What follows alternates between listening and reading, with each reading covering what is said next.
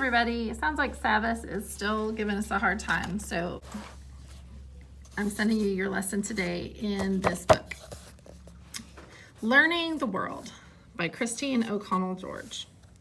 I'm memorizing oceans, tracing rivers, learning mountain ranges. I'm memorizing capitals, tracing countries, learning crops and industries. I'm smoothing out this map, rolling it into a tube, peering through one end, wishing it were a telescope, wishing I could see past my street, wishing I could see the whole world spread beneath my feet. Notice the punctuation. We see commas after some of these lines, and we find periods. We even see this little gap. So you can tell that the speaker is pausing here for a longer pause. These are some shorter pauses. This is a longer pause. And then the space helps us to know that there's been a little bit of a change in thought. Maybe it's a change in location. Maybe it's a change in ideas. But let's find out. So here in this stanza, stanza 1, this is a list of things that the speaker has memorized by looking at what? What can we assume? Write that down for number 1. What can we assume that he's looking at here? Memorizing oceans, tracing rivers, learning mountain ranges, memorizing capitals. Okay, so let's look and see how there's a change in thought. I'm smoothing out this map, rolling it into a tube, peering through one end, wishing it were a telescope. So we see up here the details on the map that the speaker is focused on. Lots of examples of things on the map. Then the change in thought shows us that now he's feeling the actual map itself. He smooths it out, then he rolls it into a tube, and he peers through an end, wishing it were a telescope. Look at this repetition, wishing, wishing, wishing. That really emphasizes what he's wishing for. It really calls attention that he was really wishing for the whole world. In fact, he even says that, wishing I could see the whole world spread beneath my feet. Now notice the figurative language. What figurative words and phrases in stanza 2 help you create a mental image of an object that the speaker holds? Write down a couple of them. This, wishing it were a telescope, comparing a map and a telescope to help us get that image of it being rolled up.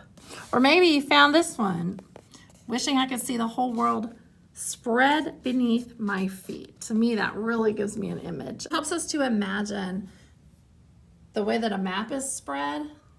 We can almost picture everything that's so pretty in the world spread beneath his feet. It really helps us get a good image in our minds of a map. Take a look at the next poem today. Latitude, Longitude, Dreams. That's already making me think of a map. Remember, latitude and longitude are these lines. These are latitude, these are longitude on a map. So we think that this might have a connection to the last one we just read. The poets' names are Drew Lamb and James Hildreth. But remember, the poet is different than the speaker. So, Magellan.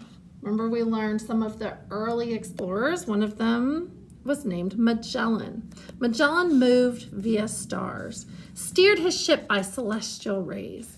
Columbus sailed on over the edge, discovering lands and waterways.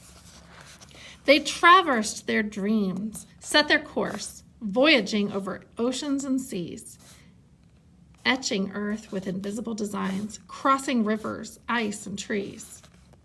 These lines that slide from pole to pole, wrapping around the watery girth, coordinate all of us on this globe, our home, our ship, our planet Earth. Okay, now, if you were able to get into Savas, then I want you to mark the rhyming words in the stanzas. If you weren't and you are able to print this up, you can still do that.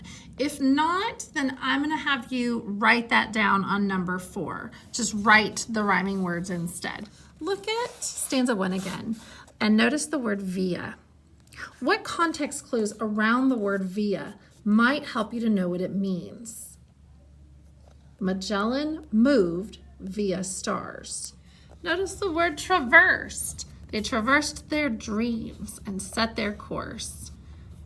Traverse means to travel through or move across. So we know that they're already talking about voyaging. That's one context clue around traverse, and setting their course. Let's try one more context clue. Let's look down here in stanza 3. These lines that slide from pole to pole, wrapping around the watery girth. Coordinate all of us on this globe. Let's find out what girth means.